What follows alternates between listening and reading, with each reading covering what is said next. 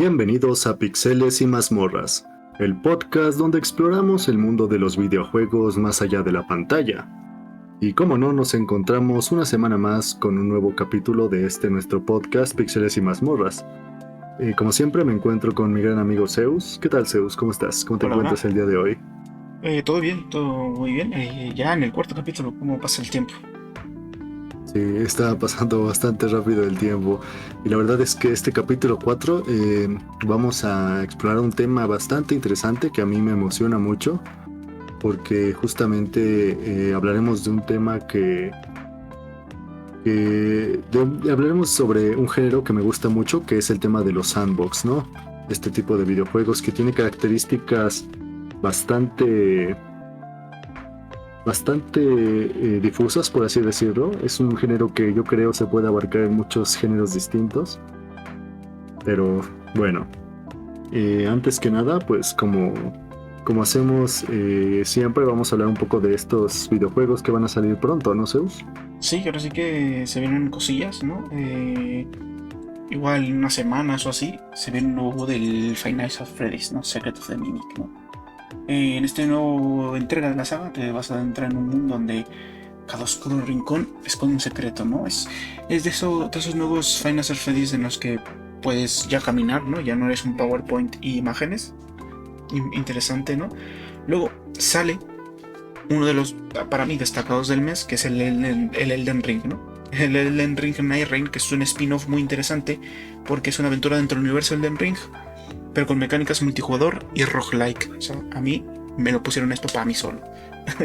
Sí, justamente los temas que más te encantan, ¿no? Sí, sí. Elden Ring, roguelikes, multijugador. Justo. Y Ahí también pues, pues, ¿hay algún otro juego puedo... más que tú estés esperando? Sí, justamente quiero mencionar el caso de un juego que a fecha de este video, cuando salga, ya habrá salido y me parece que es una de las propuestas más interesantes visualmente que he visto en los últimos Sí, sí. tiempos, el cual es el caso del videojuego Despelode, el cual pues es un videojuego muy interesante que nos habla sobre la niñez y la fascinación por el fútbol, ¿sabes? Pero esto enfrascado en una atmósfera de Quito, Ecuador, en el año 2001.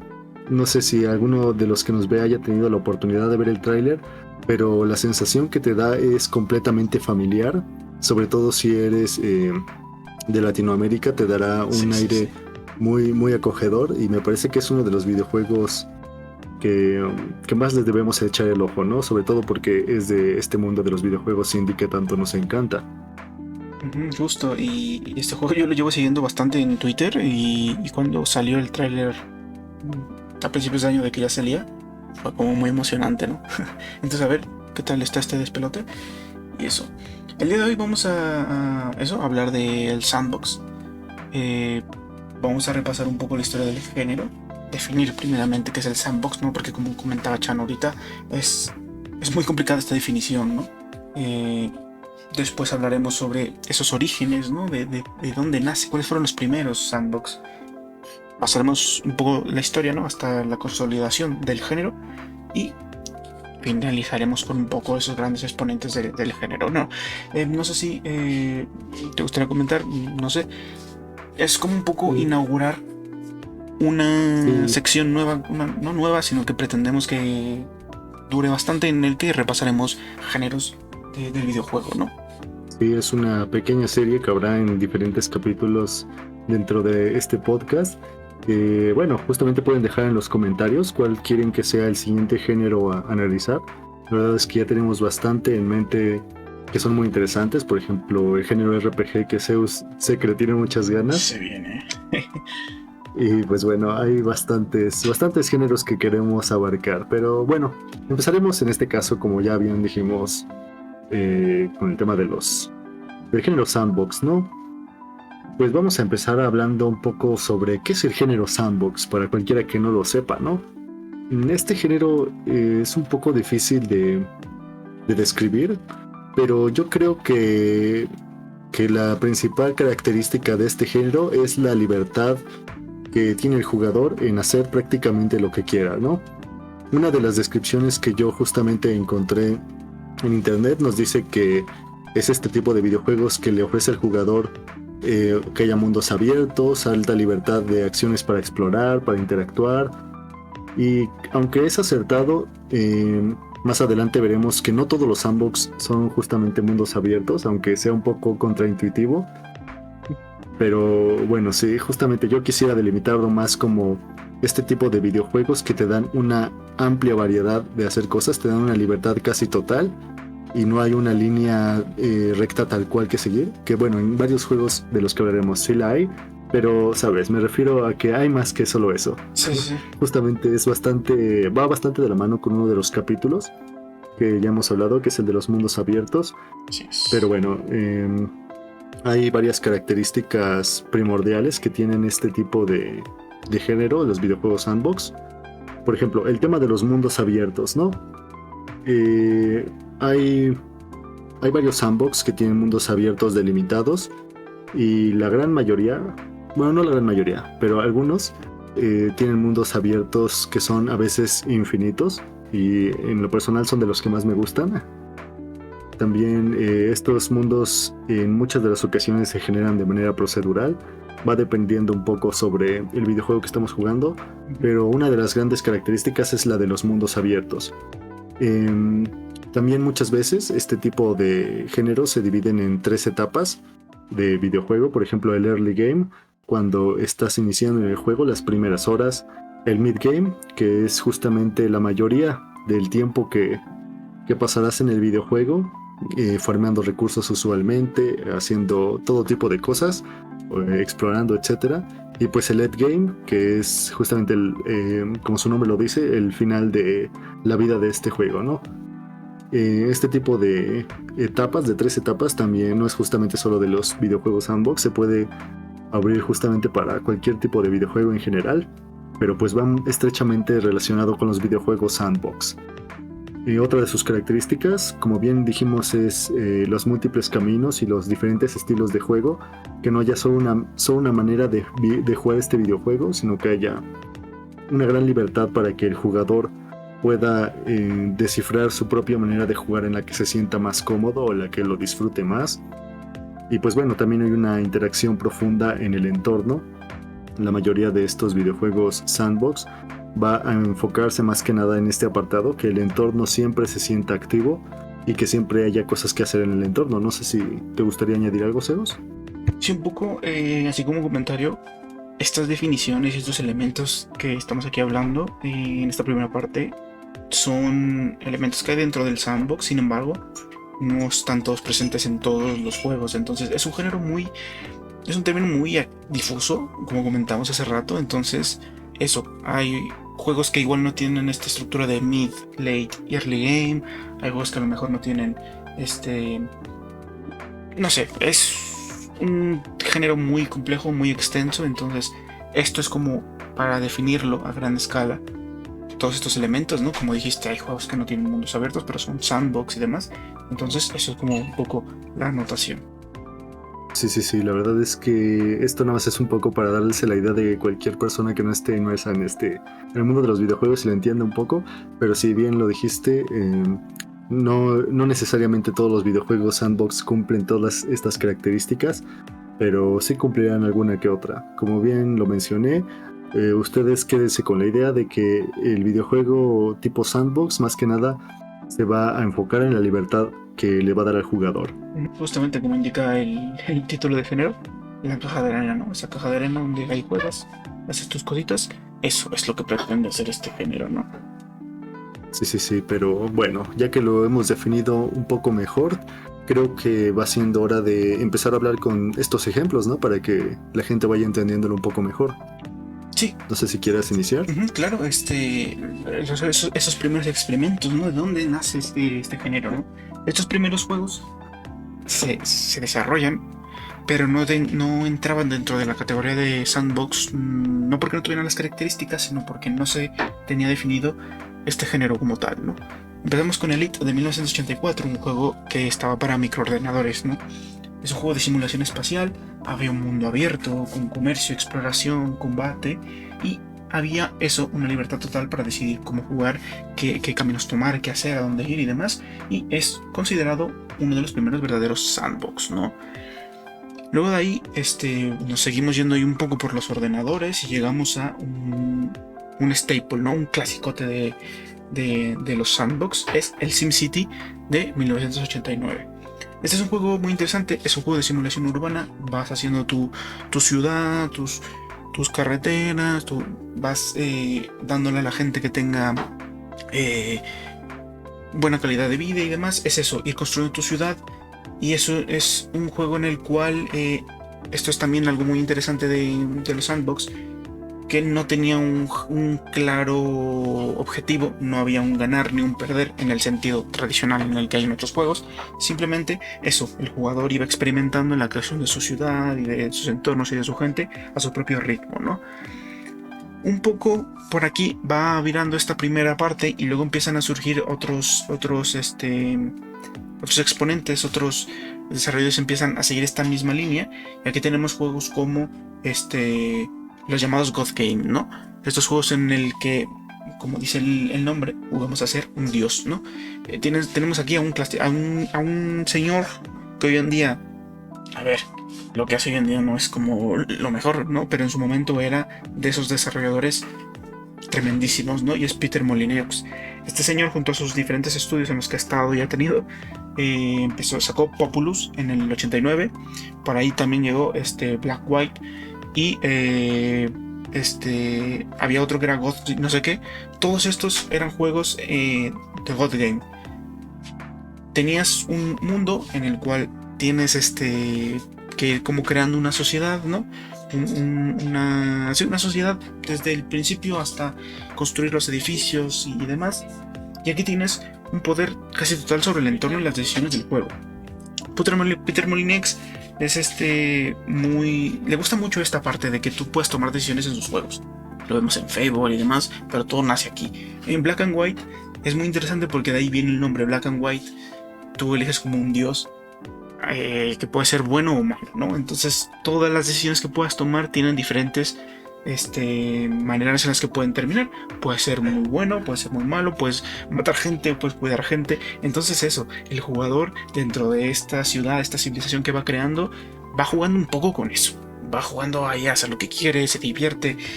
No busca tener la civilización más próspera, sino busca divertirse y hacer como que lo que le plazca, ¿no? Hay quests que se resuelven de diferentes maneras. Son juegos muy divertidos, ¿no? Dentro de ahí. Sí, me parece que es muy importante hacer una anotación sobre cómo es que en esta primera etapa de los videojuegos sandbox, si es que te das cuenta, la mayoría de los videojuegos de este género se enfocaban mucho en la simulación de, ya sea de una ciudad, de ser un dios, de estar conduciendo en el espacio. Entonces me parece muy interesante ver cómo las primeras propuestas de los videojuegos sandbox eran más que nada simulaciones tan grandes, porque justamente yo creo que es lo más intuitivo para un desarrollador en cuanto a dar libertad, hacer una simulación, por ejemplo, de ser tu propio dios y controlar a las demás personas. Es algo simplemente que da muchas opciones y que cae como anillo al dedo al género sandbox. Claro, pero bueno, justamente como veremos después, el género sandbox no se alinea justamente con otro tipo de géneros exactos, sino que abarca gran parte de otros géneros, como el que estás a punto de comentar, ¿no? Sí. Antes de pasar este siguiente, es donde empieza como a verse ya que empieza a irse a otros géneros el sandbox.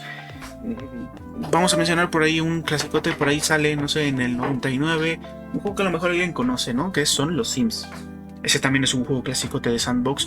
Por ahí, eso, volvemos ya a la simulación. Aquí ya no eres un dios, ya no juegas con el mundo, puedes ser una persona. Entonces puedes tener tus personitas que trabajan, que hacen esto, que son unos completos vagos. Entonces eso, empiezas a jugar ahora con las personas y con sus vidas y sus cosas, y eso también es muy interesante. Luego, dentro de esta experimentación que se fue haciendo, eso, no estaba muy claro aún que el sandbox fuese un género como tal. Entonces había géneros, como en este caso el RPG, que tomaba muchos elementos del sandbox. Y en su momento, en el capítulo de mundos abiertos, llegamos por ahí a mencionar a esta saga que es The Elder Scrolls. Y a mí me gustaría destacar nuevamente la segunda entrega, que si bien ya tenía elementos la primera, el Elder Scrolls Arena del 94, Daggerfall del 96 para mí es ese juego que para mí es un sandbox, una caja de arena completamente gigantesca. O sea, no solo es el mapa más grande del mundo de los videojuegos, es eso, un mundo abierto, como mencionábamos antes, sino que además tienes total exploración de todo. O sea, puedes hacer todo, puedes tener casas, barcos, vivir aventuras. De hecho, hay una historia principal y puedes perder la historia principal. O sea, si pasas tanto tiempo haciendo otras cosas, porque hay sistemas de día y noche, de calendarios y demás, si tú pasas haciendo todas estas otras cosas, puedes perder la historia y te dice, tenías que salvar a X persona y se murió. Bueno, sin más. Sigue haciendo tus cosas, sigue jugando, porque al final eso, toma estos elementos del sandbox y los mete dentro de esto, ¿no? Aquí empezamos a ver esas partes del ADN del sandbox moderno, ¿no? Y de aquí vamos a la siguiente parte, que es cuando ya empieza a consolidarse el género, ¿no? El boom de los sandbox. No sé, ¿quieres comentar algo de momento, Chano? Antes de entrar en esta segunda fase. Bueno, solamente que quisiera decir que me parece muy interesante ver cómo evolucionó. Ya hablábamos de cómo va expandiéndose el sandbox a otro tipo de géneros. En este caso, hasta el momento, las simulaciones pasando a mundos abiertos como el que lo mencionaste. Y creo que también algo interesante es que, por ejemplo, el sandbox, cuando es transportado a un juego con una línea narrativa, por así decirlo, que está escrita por base, sí. Tú bien lo dijiste, se puede perder esto por los diferentes sistemas que hay, y creo que es una gran característica que tienen los juegos sandbox, que puedes perderte de cosas, y eso es bastante... puede no gustarle a muchos jugadores, pero a mí me parece bastante interesante, me parece que da bastante esencia a este tipo de... a este género, ¿sabes? Sí, justamente creo que al final eso es un género que en el principio no estaba ni siquiera definido como género, eran más características que podías ponerle a tu juego, ¿no? Entonces eso, había mundos abiertos como Daggerfall, Elder Scrolls, en el que metía esos elementos, pero a lo mejor te dejaba como muy libre, ¿no? Luego cuando llegamos a los 2000, como mencionamos, estaban los Sims por ahí, haciendo sus cosas, pero llega Grand Theft Auto 3 en el 2001. Este es el que muchos consideran la revolución del sandbox en 3D, porque tienes una ciudad en la cual puedes explorarla. Ya no tienes un mapa gigante o infinito como algunos de estos primeros juegos, no tienes un mapa gigantesco como el de Daggerfall, que a ver si es muy grande y tiene tanto terreno, no es casi tan grande como Inglaterra y lo que quieras, pero al final estaba generado proceduralmente. GTA 3 era un mapa, una ciudad, pero podías recorrerla y hacer una cantidad de cosas, eso, como quisieras. Yo personalmente, a mí me gustó mucho la saga GTA en su momento, precisamente por este elemento del sandbox, ¿no? Poder hacer las misiones, causar destrozos, caos, lo que fuera, sin, en este caso, a diferencia de Daggerfall, sin preocuparme por la historia principal, ¿no? Este es el éxito que definió al género del mundo abierto y al género también del sandbox, ¿no? Vamos un poquillo a uno, el que yo considero el sandbox, y nos vamos a 2009. En 2009 sale Minecraft. A ver, Minecraft creo yo que es también la definición por antonomasia del sandbox. Tienes, como mencionamos, una gran variedad de maneras de poder jugar. Tienes survival, creativo, y puedes crear tus propios modos de juego, multijugador y no sé qué. Puedes construir, una locura, ¿no? Para mí creo que Minecraft sentó así muchísimo, hizo escuela un montón sobre lo que es el sandbox. Y no solo eso, sino la revolución que representó a nivel comunidad. La cantidad de servidores, de modificaciones, de mapas, de texturas, todo, es eso, es el concepto de la caja de arena, del sandbox, de querer hacer lo que tú quieras, de esa libertad a su máxima expresión, ¿no? Sí, la verdad es que Minecraft es sin lugar a dudas el ejemplo perfecto de lo que debería de ser un sandbox. Bueno, no exactamente lo que debería, pero es el ejemplo más claro de lo que es un sandbox.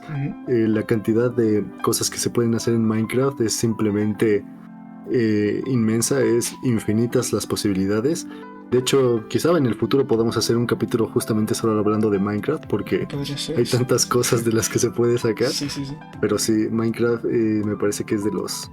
Es justamente de manera personal el videojuego que me hizo amar mucho el género de los sandbox.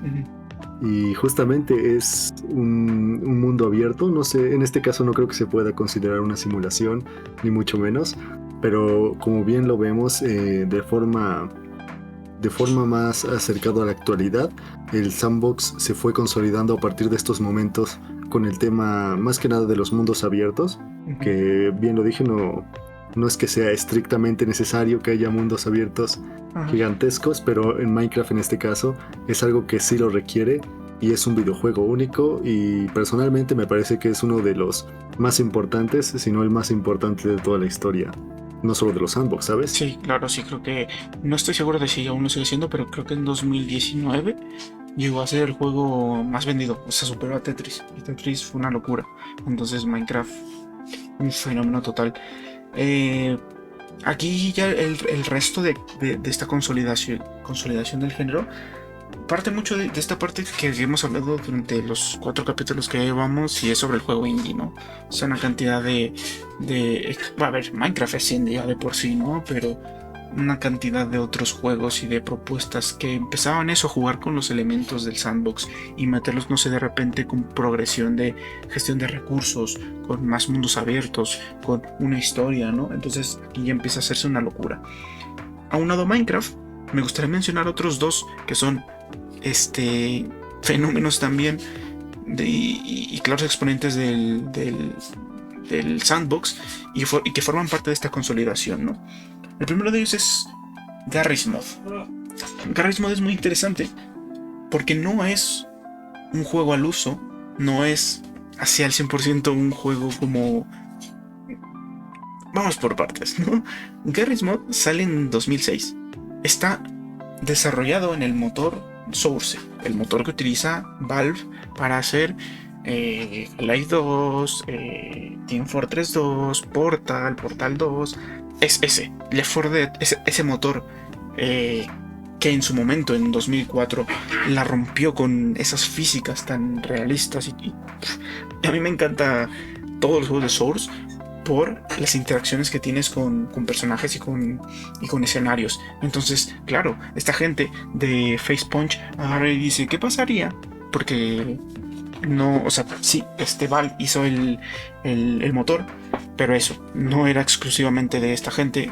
Muchos otros estudios utilizaron este motor. Entonces Facepunch agarra y dice, ¿qué pasa si aprovechamos todas estas mecánicas, todas estas cosas, tecnologías que tenía el motor de Source, y hacemos un sandbox, ¿no? Entonces hay modelos de todos los... A ver, esto igual puede pasar un poco como que se copiaban, robaban modelos, pero no. Para poder jugar a Garry's Mod al 100%, tiene precargados modelos de juegos de Valve, pero es necesario que tú los tengas comprados e instalados, ¿no? Entonces, claro, te instalas un Half-Life, te instalas un Left 4 Dead, te instalas tal, y cuando abres Garry's Mod tienes ya una biblioteca de una gran variedad de modelos y de animaciones y de armas con las cuales puedes hacer un montón de cosas. Y Garry's Mod es muy interesante porque empieza a ser comunidad también, y entonces hay un montón de servidores y de mapas y de minijuegos. Está el Traveling Terrorist Town, el de esconderte cuando eres una cosa, ¿cómo se llama ese? Prop Hunt. Hay un montón de modos de juego que salen aquí porque precisamente es un juego que aprovecha muchísimo el motor en el que está construido y lo vuelve una caja de arena total, completamente. O sea, y es muy interesante porque es un juego de 2006 y aún te metes y se va actualizando. Se va actualizando en el sentido de que la comunidad lo mantiene vivo y la comunidad sigue creando los mapas actualizados ahora, ¿no? Las tendencias, las cosas que van pasando hoy en día están ahí, ¿no? Si lo jugabas en 2006, a lo mejor encontrabas monos de Half-Life, y si lo jugabas en 2025, encuentras monas chinas y furros, ¿no? Luego viene el siguiente. Bueno, no sé si quieres comentar algo de Garry's Mod, Chano, antes de pasar al siguiente. Sí, la verdad es que Garry's Mod me transporta personalmente a una época bastante bonita de mi vida. Esos años dorados de YouTube, como claro, muchos lo mencionan. Y sí, es muy interesante ver cómo tanto Garry's Mod como Minecraft, gran parte de su éxito sandbox es por el tema de la comunidad en Ujú, estos dos juegos, y justamente en el que vas a hablar a continuación, ujú. el tema de la comunidad lo es todo. La comunidad hace que este tipo de videojuegos no mueran, y la verdad veo muy difícil que mueran. Sí, Lamentablemente Garry's Mod sí está muriendo un poco, eso sí. pero bueno, Sí, pasa por favor al siguiente. y claro, o sea, es normal que esté muriendo Garry's Mod con el fenómeno que viene a continuación, que es Roblox. Roblox es un juego desarrollado, lanzado más bien en 2006, que igual que los otros dos anteriores, es un sandbox. Es una caja de arena para que la gente venga y haga sus jueguitos, sus creaciones, sus movidas. Y entonces yo me acuerdo de haber empezado a jugar Roblox y eran mapas que tenía la gente y se ponía a jugar, a chatear, a hacer cosillas muy básicas, pero es que el fenómeno en el que se ha convertido es una locura. O sea, puedes encontrar de todo tipo de cosas en servidores de rol, mapas de minijuegos, juegos con historias completas. Puedes encontrar el juego con las animaciones más sencillas, simples y tal. O un juego que parezca el último juego desarrollado en Unreal 5. O sea, es una barbaridad la cantidad de cosas que te permite Roblox. Y es eso. Es un juego que, gracias a su comunidad, se ha permitido sobrevivir. Es verdad que de estos dos, tres, contando a este Roblox, es el único que es gratis. Lamentablemente es porque se mantiene a base de dineros. Y igual hay todo un tema y un dilema en relación a cómo es que monetiza este Roblox. Pero no es innegable la influencia y el efecto y el fenómeno que también ha sido junto a estos otros dos. Entonces eso, estos tres juegos creo que encapsulan muy bien estas características de las que hablamos sobre el sandbox. Y yo he visto eso, minijuegos de gestión, minijuegos de tal, historias, mundos abiertos, o sea, una locura, ¿no? No sé si quieres comentar algo más, Chano, antes de Sí, pasar. la verdad es que Ujú, Roblox sí es un caso bastante único. Yo sinceramente no estoy muy, no estoy muy a favor de, ujú. ya sabes, de todo lo que rodea a Roblox. El Sí, tema eso de sí. que la mayoría de sus mapas sean creados por Por menores de edad, y niños, ajá, el tema de que no cómo les estafan a sus paguen. jugadores. Sí, Es horroroso. un tema bastante delicado de tocar, pero pues como bien lo mencionas, es indudable que en cuanto al tema sandbox, Roblox es quizá el más grande de todos. Es uno de los videojuegos más jugados y su comunidad sigue más activa que Minecraft al día de hoy, lo cual es totalmente impresionante. Sí. Pero bueno, hablamos de estos tres juegos que son prácticamente la definición perfecta de los sandbox, pero pues también puedo mencionar algunos otros. Mencionaste GTA 3 hace un rato, y también Ujú. podría mencionar GTA 5, que pues es bastante similar pero refinado, ya saben, un mundo abierto, misiones, una línea principal que puedes seguir, pero claramente no está, no se tiene que seguir estrictamente, puedes hacer misiones, actividades paralelas, etcétera. Ujú. Y es curioso porque, sinceramente, cuando piensas en un videojuego sandbox, yo siento que la saga de GTA es algo que tú no pensarías a primeras, pero que viendo lo que estamos viendo el día de hoy, encaja bastante bien en el género y sin duda Sí, es un videojuego sandbox. definitivamente. Igual Y que, por ejemplo, ¿o quieres mencionar algo sí, sí, más? nada más así como un comentario rápido. Yo GTA V nunca lo había jugado, o sea, como que lo veía y decía, está muy bien. Mi experiencia había sido Liberty City y San Andreas, pero ver GTA V, probarlo y ver la cantidad de cosas que puedes hacer, de minijuegos y de movidas y así, definitivamente entra dentro de esta definición del sandbox. Sí, sí, sí, ahora que lo mencionas, yo creo que gran parte, otra vez, del éxito de GTA V como videojuego sandbox es por su comunidad. Ujú. El tema de que sea online, de que tenga su modo online, fue una total innovación para la saga de GTA, y pues ha hecho que GTA V también siga vivo a día de hoy. Como podemos ver, la mayoría de sandbox que se han consolidado en estos últimos años pierde su vida útil, entre comillas. Sus usuarios van bajando bastante más lento que con otros géneros, podríamos Sí. decir. Y bueno, de hecho tengo algunos otros ejemplos más que me gustaría mencionar. El tema de Skyrim, por ejemplo, es otro juego que te da una libertad bastante absurda en cuanto a tu manera de jugar. Pues ya saben, ¿no? Es este juego de fantasía con un mundo abierto, cientos de misiones secundarias por jugar, una comunidad tremendamente gigantesca con mods que van saliendo aún a día de hoy. Skyrim es un videojuego que también encaja perfectamente en este género sandbox.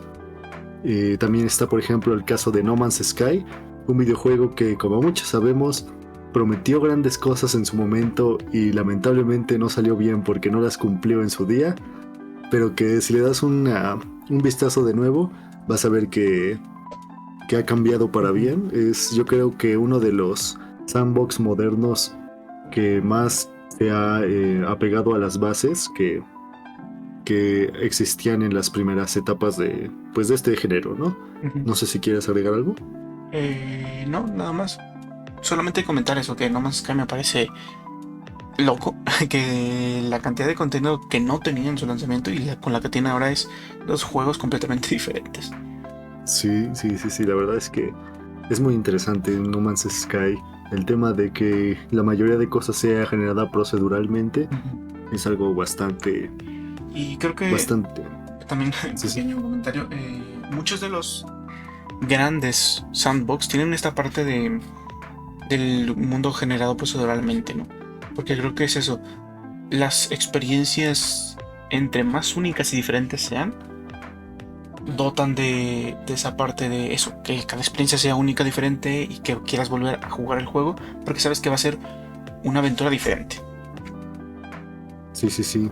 De hecho, también tengo un ejemplo más que es uno de mis videojuegos favoritos de todos los tiempos. Le he dedicado fácil más de 200, 300 horas, que es el caso de Terraria, este videojuego de 2011 que publica Relogic, el cual pues muchos erróneamente lo llamaban en su tiempo Minecraft en 2D. 2D. Que claro, hay grandes parecidos en cuanto a que son prácticamente sandbox los dos, pero bueno, son videojuegos muy distintos. Terraria tiene un mundo que no es infinito, pero que tiene todo lo necesario para subsistir. Tiene diferentes jefes, prácticamente no hay misiones de nada. Es un tremendo sandbox. Y justamente ahora que lo estaba pensando, y esto es algo que no tengo claro, no sé si me puedes ayudar un poco, Zeus, y es que no sé qué opines. Videojuegos, por ejemplo, como el... ¿Cómo se llama? El Rainworld, algo así, gestores de colonias, etcétera. No estoy seguro si podrían caer en la clasificación de videojuegos sandbox. ¿Tú qué opinas? Yo creo que sí. Bueno, probablemente esta parte depende de qué tanta libertad te dé, pero sí, creo que hay juegos de gestión de colonias y demás que son sandbox por eso, porque tienes una libertad total, absoluta y eso. Sí, es lo que estaba pensando desde hace rato. La verdad es que es muy interesante ver cómo el género se ha expandido tanto. De hecho, creo que podemos empezar a pasar a hablar sobre nuestras conclusiones, ¿no? Sí, yo creo, no sé si quieres empezar tú o yo. Sí, mira, si quieres empiezo yo, porque la verdad es que hay muchas cosas que aplaudirle a este género. El género sandbox desde siempre para mí ha sido uno de mis géneros favoritos. La libertad en los videojuegos es algo que me encanta y es algo que siempre voy a aplaudir. Yo creo que entra en mis 3 géneros favoritos, los sandbox. Siempre he estado a favor de estas propuestas que te dejan una libertad prácticamente infinita. Por eso videojuegos como Terraria, Minecraft, podría decir algunos más como Ark, por ejemplo. Son videojuegos que me encantan por la libertad que te dan. Y creo que es muy interesante ver cómo el género sandbox no se enfrasca simplemente en algunos géneros establecidos, como pueden ser los mundos abiertos, etcétera, ¿no? Y pues, no sé si quieras agregar algo más, Zeus. Pues justo, empezando por aquí, eso, el sandbox es un género muy interesante. Puedes encontrarlo en un RPG, en un abierto, en un gestor de recursos, o sea, es un género muy, muy variable, ¿no? Vuelve muchísimo esa parte lúdica del videojuego, en el que sí tenemos ya grandes historias, grandes personajes y demás, pero de vez en cuando está muy bien regresar a lo que vuelve al videojuego un juego, ¿no? Y entonces te da al jugador ese poder de interactuar y moldear el mundo como tú quieras. Y eso, exploras, construyes, inventas tus experiencias y tus narrativas. Y por algo se llaman sandbox, ¿no? Es una pequeña caja de arena que con las herramientas que te dejan los desarrolladores, tú te inventas tus historias y tú te diviertes como quieras, vaya. Sí, la verdad es que hablamos de muchos juegos hoy y yo creo que prácticamente todos los que hablamos hoy se los recomiendo. Si les interesa al menos los videojuegos sandbox, créanme que son experiencias bastante únicas que debes de probar. Lastimosamente el género pide bastantes horas para ser disfrutado por completo, pero bueno, échenle un ojo y disfruten de los videojuegos. Antes de terminar, disculpa, me gustaría recomendar un sandbox que es indie, se llama Kenshi, no sé si lo conozcas. No, nunca lo había escuchado. Es un juego increíble, es un mundo generado proceduralmente, juegas a tus personajes, tiene muchísimos aspectos de RPG, pero también eso, muchísimos sandbox, construyes, tienes alianzas, hay un montón de lore, es un gran juego. Kenshi está como a menos de 200 baros en Steam, juegarlo. Perfecto, bueno, entonces con esa recomendación que Zeus nos acaba de dar, iremos cerrando el capítulo de hoy. Recuerden que pueden dejar sus comentarios. Estamos muy felices de inaugurar esta nueva pequeña serie en los diferentes podcasts que vamos a tener. Entonces, pues pueden ir comentando el siguiente género que quieren que analicemos. Igual agradecemos a todos los que se quedaron hasta aquí. Te agradezco a ti también, Zeus, por estar una semana más con nosotros en Píxeles y Mazmorras. Porque recuerde, nosotros somos Píxeles y Mazmorras, tu podcast donde exploras el mundo de los videojuegos más allá de la pantalla. Y hasta luego. Adiós.